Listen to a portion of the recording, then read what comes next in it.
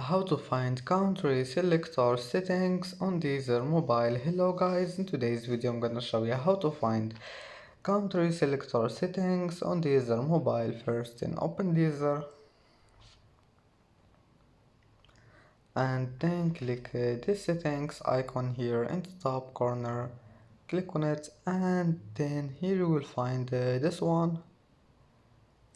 Scroll down until you find this one here, country selector. And as you see here, you can select any country you want, and that's it. Here you can find country selector settings, and as you see, that's it.